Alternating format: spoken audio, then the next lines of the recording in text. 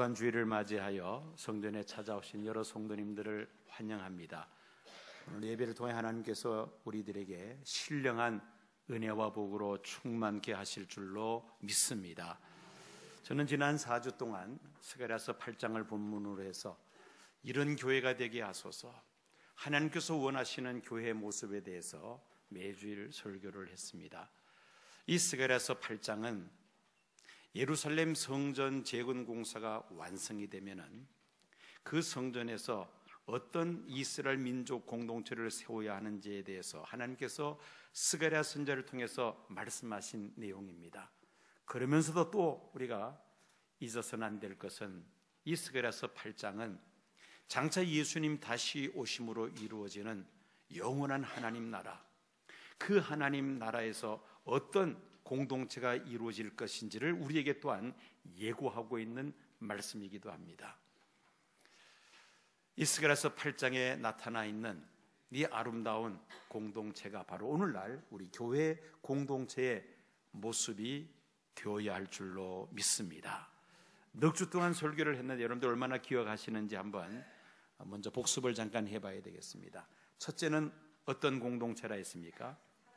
사랑의 공동체. 두 번째는 진리 위에 선 거룩한 공동체. 세 번째는 평화의 공동체. 지난주 새 생명을 일으키는 기적의 공동체. 오늘은 신의 공동체 해서 오늘 말씀을 여러분들에게 전하고자 합니다. 오늘 본문 말씀인 스가랴서 8장 7절 8절 말씀을 다시 보시기 바랍니다. 스가랴서 8장 7절 8절 두 절 말씀을 우리 다 같이 말씀을 함께 읽겠습니다. 만군의 여호와가 이같이 말하노라. 보라, 내가 내 백성을 해가 뜨는 땅과 해가 지는 땅에서부터 구원하여 내고 인도하여다가 예루살렘 가운데 거주하게 하리니 그들은 내 백성이 되고 나는 진리와 공의로 그들의 하나님이 되리라. 아멘. 나는 진리와 공의로 그들의 하나님이 되리라. 우리가 믿는 하나님의 속성에 대해서 여러 가지 설명할 수 있습니다만은 이 스가랴서 8장 7, 8절에서 말씀하고 있는 하나님의 그 속성에 대해서는 진리와 공의의 하나님이시라고 말씀하고 있습니다. 공동번역 성경을 보면은 신실과 정의의 하나님이라 그렇게 번역을 하고 있으며 NIV 영어 성경을 보면은 faithful and righteousness라고 되어 있습니다. faithful이라는 말은 믿을만하다라는 그런 뜻이죠. 우리가 믿는 하나님은 믿을만한 신실하신 진리이신 성실하신 하나님이시라는 말씀입니다. 영원전부터 영원까지 스스로 계시는 하나님, 그 하나님은 진리 자체가 되시는 줄로 믿습니다. 그리고 하나님 입에서 나온 말씀은 한마디도 가감이 없이 다 이루어지고야 말 줄로 믿습니다. 한 입으로 두 말 하시는 하나님이 아니시라는 것이죠. 하나님의 입에서 나온 그 말씀은 반드시 하나님은 지키시는 분이시라는 말씀입니다. 신실하신 하나님이십니다. 성부 하나님 그리고 성자 하나님이신 예수님에 대하여 요한계시록 22장 13절을 보면은 나는 알파요 오메가라, 처음과 나중이요 시작과 끝이라고 말씀하고 있습니다. 우리가 믿는 하나님은 처음과 끝이 한결같으신 신실하신 하나님이시라는 말씀입니다. 그러면서도 그 하나님은 공의로우신 하나님이십니다. 하나님에게는 불의가 있을 수가 없습니다. 하나님의 말씀과 판단은 항상 의로우실 줄로 믿습니다. 그러므로 우리가 하나님 앞에 불평과 원망을 할 수 없고 해서도 안 됩니다. 왜냐하면 하나님은 항상 의로우신 분이시기 때문입니다. 이처럼 신실하고 공의로우신 하나님을 믿는 하나님의 백성들은 어떤 공동체를 세워나가야 될 것인가? 오늘 설교 제목처럼 신실하고 공의로운, 즉 신의의 공동체를 우리가 세워나가야 하는 것입니다. 스가랴서 8장 16절 17절 말씀 16절 17절 말씀을 우리 다 같이 함께 말씀을 읽겠습니다. 너희가 행할 일은 이러하니라. 너희는 더불어 진리를 말하며 너희 성문에서 진실하고 화평한 재판을 베풀고 마음에 서로 해하기를 도모하지 말며 거짓 맹세를 좋아하지 말라. 이 모든 일은 내가 미워하는 것이니라. 여호와의 말이니라. 아멘. 신실한 것과 공의로운 것은 맥을 같이 합니다. 신실한데 공의롭지 못하다, 이 말이 안 됩니다. 공의로운데 신실하지 못하다, 역시 말이 안 됩니다. 이 조폭 세계는 어떻습니까? 그들끼리는 신실합니다. 얼마나 의리가 강한지 모릅니다. 서로 위해서 생명까지 내어놓습니다. 그런데 이 조폭 세계는 공의롭지는 못합니다. 온갖 불의가 횡행하게 되는 것입니다. 하나님은 신실하시면서도 공의로우신 하나님이심을 우리가 결코 잊어서는 안 되겠습니다. 자, 우리 교회가 이같이 신의의 공동체가 되기 위해서 먼저는 신실한 공동체가 되어야만 합니다. 너희는 각기 이웃으로 더불어 진실을 말하며 진리신 하나님을 섬기는 신앙 공동체는 어떻습니까? 진리를 말해야 됩니다. 진실을 말해야 됩니다. 거짓이 있어서는 안 된다는 것이죠. 온갖 음모와 모략과 술책이 있다면 하나님께서 가증히 여기시는 것입니다. 우리가 신실하되 먼저는 하나님께 대하여 신실해야만 합니다. 여러분, 하나님께 신실하기 위해서는 두 가지가 필요합니다. 첫째는 하나님 앞에 우리가 정직해야만 합니다. 그리고 두 번째는 하나님을 전적으로 신뢰해야만 합니다. 이것이 바로 하나님 앞에 신실한 성도의 모습입니다.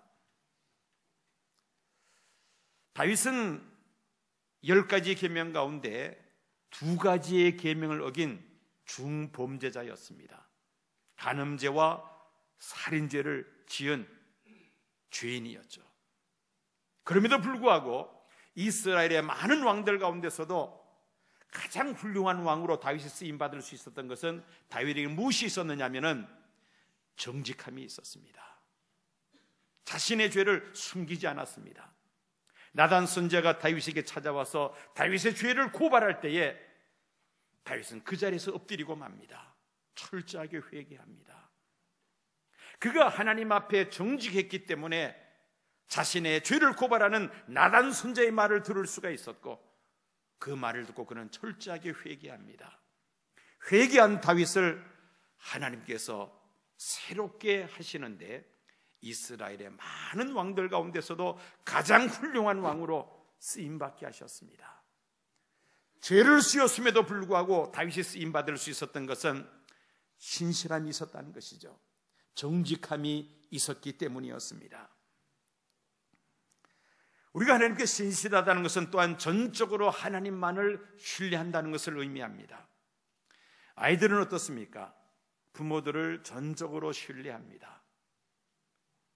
아이들은 부모의 어떤 경제적인 여건, 사회적인 지위, 그 부모에 대해서 학식 이런 것 전혀 생각이 없습니다. 그저 자신의 아빠, 자신의 엄마는 슈퍼맨처럼 그저 무슨 말만 하면 다 이룰 수 있는 그런 분으로 아이들은 생각을 합니다. 물론 아이들이 크면서 생각은 나중에 달라집니다만은 어린 아이 때는 그렇다는 것입니다. 이게 바로 어린 아이의 부모를 향한 신뢰라고 말할 수가 있습니다.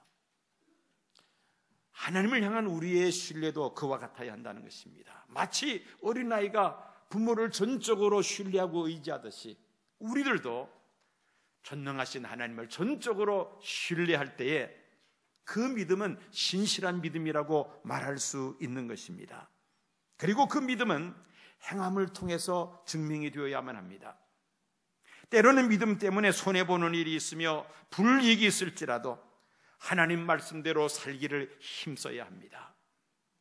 사람들이 보기에는 미련하고 어리석은 것처럼 보인다 할지라도 나는 하나님의 말씀이기 때문에 이 말씀을 따르겠습니다. 이게 바로 행함이 있는 믿음인 것이죠. 행함으로 믿음을 지킬 때에 하나님께서 보시기에도 믿음직스러울 것입니다. 하나님께서 신뢰할 만한 신실한 믿음의 사람으로 보여질 것입니다. 이처럼 우리가 신의 공동체가 되기 위해서는 첫째로 전적으로 하나님을 신뢰해야 되겠다는 것입니다. 전적으로 하나님에 대하여 신실한 신앙생활을 해야만 합니다. 둘째로 우리가 신실한 이 공동체가 되기 위해서는 사람에 대해서도, 다른 이웃에 대해서도 신실해야만 합니다. 한번 약속한 것은 반드시 지키고자 노력하는 그런 모습이 우리 그리스도인들 안에 있어야 한다는 것입니다. 눈에 보이지 아니하나 살아계신 하나님을 향하여 신실한 삶을 살고 있는 성도라면은 마땅히 눈에 보이는 세상 사람들 앞에서도 신실한 삶을 살아야 한다는 것입니다. 요한일서 4장 20절을 보면은 보는 바 그 형제를 사랑치 아니하는 자가 보지 못하는 바 하나님을 사랑할 수 없느니라고 말씀하고 있습니다. 눈에 보이는 사람에게 신실하지 않는데 어떻게 보이지 않는 하나님 앞에 신실한 삶을 살고 있다고 말할 수가 있느냐는 것입니다. 따라서 성도들은 교회 안에서뿐만 아니라 직장이나 지역 사회에서도 우리가 신실한 삶을 살아야 합니다. 신뢰받는 사람이 되어야 한다는 것입니다. 예수 믿는 사람들이 하는 말과 행동에 대해서는 틀림이 없다는 인식을 믿지 않는 사람들에게 줄 수 있어야만 합니다. 신실하신 하나님 믿는 성도들, 세상 속에서 신실한 삶을 살아야 한다는 말씀입니다. 상공회의소에서 상인 255명을 대상으로 오래전에 설문조사를 실시했었습니다. 그런데 그 설문조사 가운데 74.2%가 성공하기 위한 가장 중요한 요건으로 무엇을 들었느냐면은 신용을 들었습니다. 그 외에 성공하기 위한 요건으로서 장사 수완이라는 응답이 15.1%, 재력의 뒷받침이라는 것이 4.4%, 장사 운이 3.6%를 차지했습니다. 별로 영향력이 없다는 것입니다. 세상에서도 성공하기 위해서는 신용, 즉 신뢰받아야 된다는 것입니다. 74.2%가 바로 신뢰가 세상에서 사업의 성공에 가장 중요한 요인이라고 대답을 했던 것입니다. 미국 경영자협회 1,500명을 대상으로 설문조사를 했습니다. 가장 존경받는 리더의 가치로서 세 가지가 나왔는데, 첫째가 신뢰성, 두 번째가 능력, 그리고 세 번째가 리더십이라는 조사 결과가 발표가 되었습니다. 미국 연방정부 고위공직자를 대상으로 하는 설문조사에서도 동일한 대답이 나왔습니다. 첫 번째가 신뢰성, 두 번째가 능력, 세 번째가 리더십이었습니다. 이처럼 성공한 세상 사람들의 첫 번째 요소가 바로 이 신용, 신뢰라는 것이죠. 그래서 성공보다 더 중요한 것은 바로 신뢰라고 말할 수 있습니다.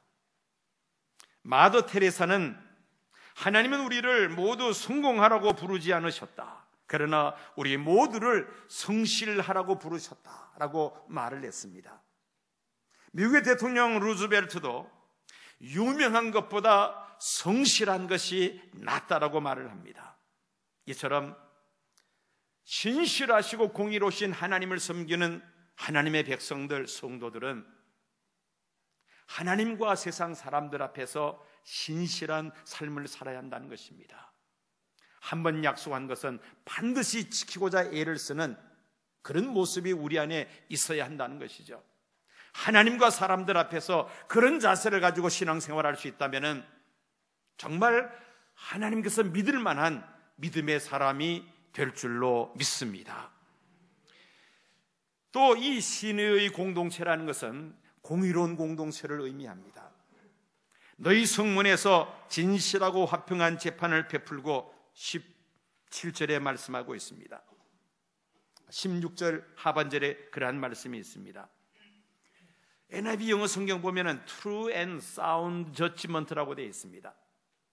진실되고 그리고 공정한 재판이란 말이죠.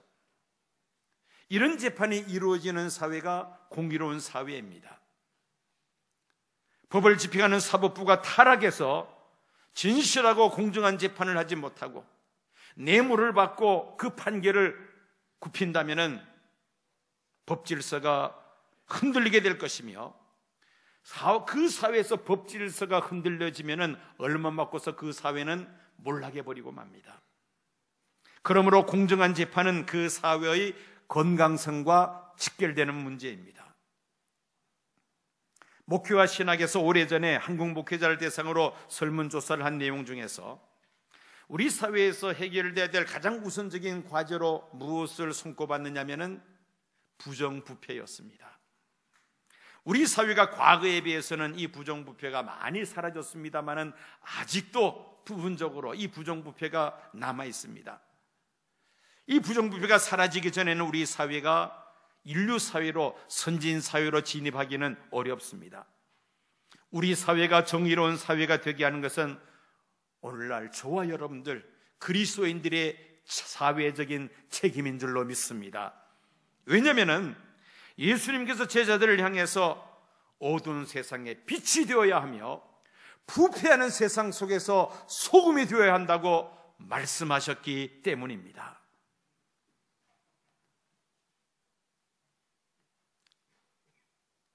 역으로 우리 사회가 아직 부정부패가 성행하고 있다는 것은 우리 그리스도인들이 이 사회 속에서 빛과 소금의 사명을 감당하지 못하고 있다는 단적인 증거인 것입니다.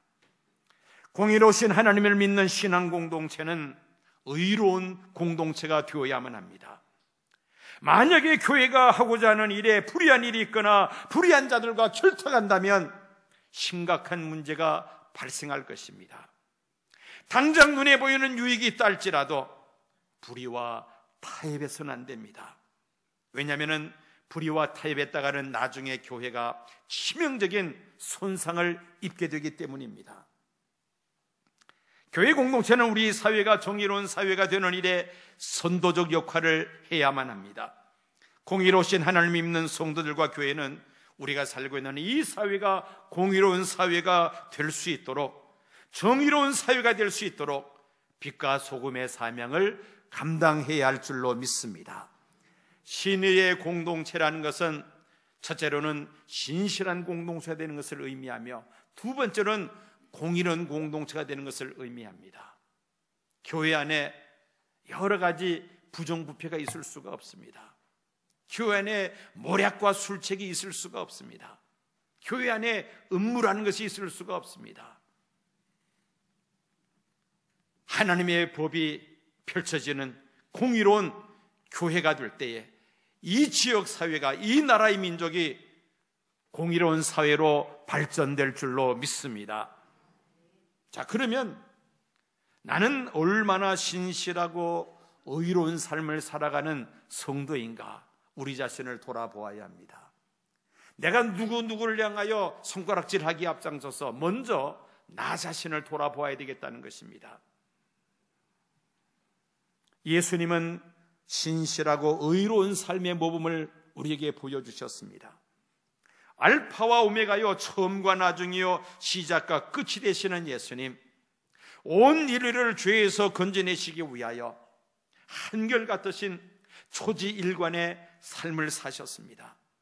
가난한 목수의 아들로 태어나셔서 경제적으로 어렵고 힘든 환경에서 자라나셨습니다. 3년간의 공생의 기간 동안에도 기득권을 쥐고 있는 당시 대제사장들, 바리새인, 서기관, 장로들을 가까이 하지 아니하시고 오히려 가난하고 소외받는 민중들을 가까이 하십니다. 그들의 병을 고쳐주시고 그들에게서 귀신을 쫓아내시며 그들에게 천국 복음을 전파하시면서 소망을 그들에게 안겨주셨습니다. 온 인류의 죄를 대신 담당하시기 위하여 예수님은 채찍으로 맞으시고 십자가에서 못 박혀 몸이 찢어지는 그 고통 속에서 마침내 운명하시고야 맙니다. 예수님은 그 마둑간의 요람에서부터 시작하여 골고다산의 십자가 이르기까지 예수님은 참으로 신실한 삶을 사셨던 분입니다. 그래서 예수님을 신실이라고 부릅니다. 이건 제 말이 아닙니다. 요한계시록 3장 14절 말씀 보면은 아멘이시요 신실하시며 참되신 분이라고 예수님을 향하여 부르고 있습니다. 예수님은 신실 그 자체이셨다는 말씀입니다. 예수님은 개인적인 야망을 이루기 위해서 하신 일은 아무것도 없었습니다. 오직 온 인류를 죄 가운데서 건져내시고자 하시는 성부 하나님의 뜻을 받들어서 자신의 생명을 송두리째 하나님 앞에 바치신 분이셨습니다. 유대인의 고발로 예수님을 재판하던 로마 총독 빌라도 예수님에게서 아무런 죄를 발견할 수가 없었습니다. 무죄 선언을 합니다. 야고보서 1장 17절에 가면은 예수님에게는 회전하는 그림자도 없으신 분이라고 말씀합니다. 히브리서 7장 26절 보면은 이러한 대제사장은 우리에게 합당하니 거룩하고 악이 없고 더러움이 없고 죄인에게서 떠나 계시고 하늘보다 높이 되신 자라고 말씀합니다. 예수님은 신실하시고 의로운 삶의 모범을 우리에게 보여주셨다는 말씀입니다. 나는 얼마나 하나님 앞과 여러 성도들 앞에서 신실한 삶을 살아왔는지 우리 자신을 돌아보아야만 합니다. 성도들뿐만 아니라 예수님을 알지 못하는 불신자들 앞에서도 얼마나 내가 신뢰를 받으면서 살아왔는가 우리 자신을 돌아보아야 합니다. 내가 하는 말과 내가 하는 행동에 대하여 주변 이웃들이 얼마나 신뢰하고 있는가를 보면은 우리가 알 수가 있습니다. 그리고 또 얼마나 하나님 앞과 여러 성도들 앞에서 의로운 삶을 살기를 힘썼는지 우리 자신을 돌아보아야만 합니다. 한자로 의라는 이 글자 참 재미있습니다. 아마 우연의 일치일 것입니다마는 기독교에서 말하는 의와 한자의 의가 너무나도 일치한다는 것을 발견하게 됩니다. 한번 여러분들 머릿속으로 이 의라는 글자를 머릿속에 한번 그려보시기 바랍니다. 지금 스크린에 글자가 올라옵니다마는 이 의라는 한자는 양자와 그 다음에 자기를 가리키는 아자 이 두 가지가 합성된 것입니다. 그런데 놀라운 것은 양 아래에 내가 있을 때 의롭게 된다는 것입니다. 자, 여기서 양은 우리가 뭐라고 해석할 수가 있습니까? 세상 죄를 지고 가는 하나님의 어린 양을 가리키죠. 세상 죄를 지고 가는 하나님의 어린 양 아래에 있을 때에 우리가 의로워질 수 있다는 것입니다. 예수님의 십자가의 피 뿌림을 받을 때에 우리의 모든 죄와 허물의 사함을 받으며 하나님께로부터 의롭다고 부르심을 받게 되는 줄로 믿습니다. 즉 우리가 의롭게 될 수 있는 것은 내가 의로운 삶을 살아서가 아니라 예수 그리스도 아래에 있을 때에 가능하다는 것입니다. 예수님을 하나님의 아들이요 나의 구세주로 영접하고 내 모든 죄를 회개하고 예수님을 구주로 모시고 살아갈 때에 우리는 하나님 앞에 의롭다고 인정받게 될 줄로 믿습니다. 우리가 의롭게 되는 것이 나의 의로 되는 것이 아닙니다. 깊은 산에서 오랫동안 수도를 닦는다 해서 의롭게 되는 것이 아닙니다. 선행을 많이 한다 해서 의롭게 되는 것도 아닙니다. 공부를 많이 한다 해서 의롭게 되는 것도 아닙니다. 의롭게 될 수 있는 방법은 단 한 가지밖에 없습니다. 어린 양 아래 내가 서는 것입니다. 예수님 십자가 보혈의 피로 우리의 모든 죄를 깨끗하게 씻음 받을 때 우리는 하나님께로부터 의롭다 인정받게 될 줄로 믿습니다. 의롭다 하심을 받은 성도들은 성령의 기름 부으심을 받아 이제는 하나님의 말씀, 예수님의 말씀을 따라 살기를 힘써야만 합니다. 이것이 바로 의로운 삶인 것입니다. 이미 하나님께서 나를 의롭다고 인쳐주셨습니다. 이제는 의롭다고 인침을 받은 성도답게 살아야 하지 않습니까?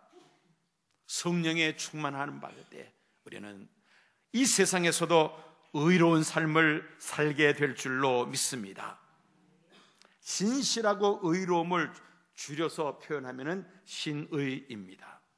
하나님은 신의 하나님이십니다. 하나님을 믿는 신앙 공동체인 교회는 신의 공동체가 되어야만 합니다. 교회가 신의 공동체가 되기 위해서는 저를 위시해서 모든 성도들이 신의 삶을 살아야 할 줄로 믿습니다. 오래전 이야기입니다.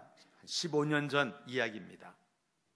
제가 이전 교회에서 목회하고 있을 때에 어느 날 파키스탄 근로자 한 사람이 교회를 찾아왔습니다. 영어로 자기도 크리스찬인데 자기를 좀 도와달라는 것입니다. 외국인들이 교회에 찾아와서 도와달라고 하는 것은 10중 8구 뭐 달라는 겁니까? 돈 달라는 것이죠. 그래서 어떻게 도와주면 좋겠느냐고 이야기하라 했더니만은 이분이 그 사연을 저한테 이야기하는데 그 사연이 이렇습니다. 이 교회 가까운 어느 그 작은 그 간의 수공업 공장에 이제 일을 하게 되었는데 그 사장이 전화요금 고지서를 보여주면서 국제전화요금 5만 원이 나왔는데 그걸 물어야 된다고 이야기를 한다는 겁니다. 자신은 국제전화를 사용한 적도 없는데 그런데 이 사장은 영어를 못하고 또 이 사람은 한국말을 못하니까 의사소통이 되질 않습니다. 자기가 아니라고 손을 흔들지만은 사장은 계속해서 당신이 물어야 된다고, 이 돈을 내야 된다고 그렇게 강요를 한다는 겁니다. 사실은 이 사람이 그 공장에 오기 얼마 전에 또 다른 외국인 근로자가 하룻밤 왔다가 갔는데 아마 그 사람이 사용한 것 같다는 것입니다. 이런 내용을 좀 사장한테 이야기를 해달라는 겁니다. 그래서 전화번호를 받아가지고 그 사장에게 전화를 했습니다. 차추지형을 쭉 설명을 해주고 나서 내가 보니까 이 사람이 거짓말을 할 것 같은 사람은 아닌 것 같다. 그러니까 이 사람의 억울함을 잘 듣고 선처해 주면 좋겠다. 그렇게 해서 이제 전화를 했습니다. 그리고 며칠 후에 이 파키스탄 사람이 또 교회에 또 찾아왔습니다. 그 문제가 잘 해결되게 도와줘서 고맙다는 그 인사말 하러 왔다는 겁니다. 그리고 저도 잊어버렸습니다. 그로부터 한 5년 정도 지난 다음에 어느 토요일 날 그 오후 시간에 2층에 있는 제 사무실에서 교육자 회의를 하고 있는데 그 1층 사무실에서 인터폰 전화가 왔습니다. 외국인 한 사람이 저를 찾는, 담임 목사를 찾는다는 겁니다. 그래서 내 방으로 2층으로 모시고 올라오라고 했는데 그분이 이제 찾아온 겁니다. 어떻게 왔느냐고 물었더니만은 저한테 인사하러 왔다는 것입니다.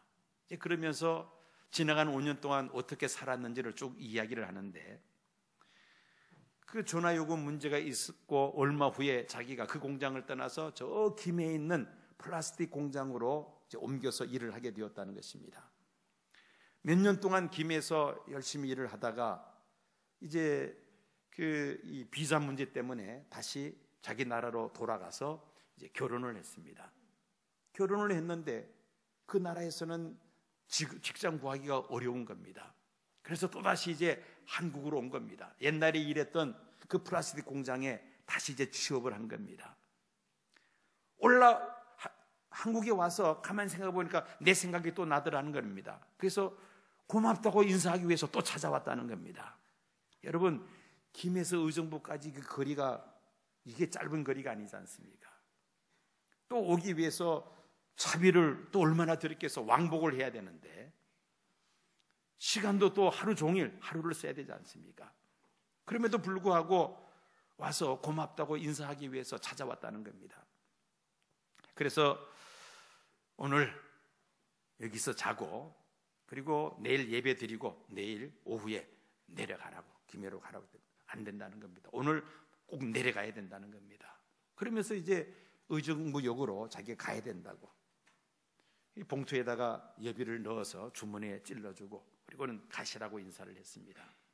그 후로는 지금까지 더 이상 이제 연락은 없습니다만은 그 얼마나 귀한 마음입니까?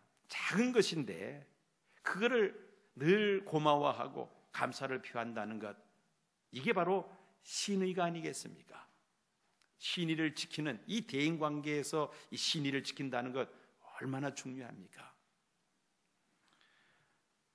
재물과 권력과 명예를 위해서라면은, 자기가 원하는 그 야망을 이루기 위해서는 신의를 헌신짝 버리듯 하는 그런 세상이 아닙니까? 하나님의 나라는 신의를 지키는 자들이 들어가는 나라라고 성경에 말씀하고 있습니다. 이사야서 26장 2절을 보면은 너희는 문들을 열고 신의를 지키는 의로운 나라로 들어오게 할지어다. 하나님의 나라는 신의를 지키는 자들이 들어가는 나라라는 것입니다. 자기의 야망을, 자기의 뜻을 이루기 위해서는 수단과 방법을 가리지 않는 이런 불의한 사람들이 들어갈 수 있는 나라가 아니라는 것입니다. 단테는 신곡이라는 그 작품 속에서 지옥편이 있습니다. 그 지옥에 대한 설명이 있는데, 지옥도 뭐 똑같은 곳이 아닌가 봅니다. 여러 단계가 있는데 가장 뜨거운 곳, 지옥에서도 가장 뜨거운 곳에 들어가는 사람은 어떤 사람이냐? 배은망덕한 사람이 들어가는 곳이라고 합니다. 은혜를 받고도 잊어버리고 오히려 악을 행하는 사람, 이런 사람들이 들어가는 곳이 지옥 가운데서도 가장 아랫목에 차지할 사람이라는 것입니다. 그러면서 단테는 가룟 유다를 예를 들고 있습니다. 예수님을 은 30냥에 팔아넘긴 가룟 유다가 바로 그 지옥에서도 가장 뜨거운 곳에 있다고 그렇게 그 작품 속에서 설명을 하고 있습니다. 여러분, 우리가 믿는 하나님은 신실하고 공의로우신 하나님이신 줄로 믿습니다. 그 하나님을 믿는 성도라면 마땅히 우리도 신의의 삶을 살아야 합니다. 그리고 우리 교회가 신의의 공동체가 되어야만 합니다. 서로 존중하고 서로 믿고 서로 의지하고 한 번 말한 것은 반드시 지키려고 애쓰는 이런 모습 속에서 성도의 교제가 더욱더 뜨거워질 수가 있습니다. 더 가까워질 수가 있습니다. 불의를 행하지 아니하고 수근수근거리지 않고 음모와 모략을 꾸미지 아니하고 정말 하나님 앞에서 정직하게 행할 때에 하나님께서 우리의 그 믿음을 보시고 하나님을 존귀하게 사용하실 줄로 믿습니다. 뿐만 아니라 신의를 지키는 자들이 들어가는 나라가 하나님의 나라입니다. 이 신의를 잘 지켜나갈 때에 하나님께서 우리를 귀하게 여기시고 그 나라에 넉넉히 들어가게 하실 줄로 믿습니다. 지금은 우리 주 예수 그리스도의 은혜와 아버지 하나님의 극진하신 사랑과 성령님의 감동 감화 충만 역사하시니 신의 하나님을 믿는 성도로서 이후로는 신의 삶을 살기를 힘쓸 뿐만 아니라 우리 시온교회가 신의 공동체가 되는 일에 앞장서기를 다시 한번 결심하는 이 자리에 머리 숙인 사랑하는 성도들과 시온교회에 속한 모든 믿음의 권속들과 이 땅에 거하는 하나님의 백성들 위해 지금부터 영원까지 함께 하옵시기를 간절히 축원하옵나이다.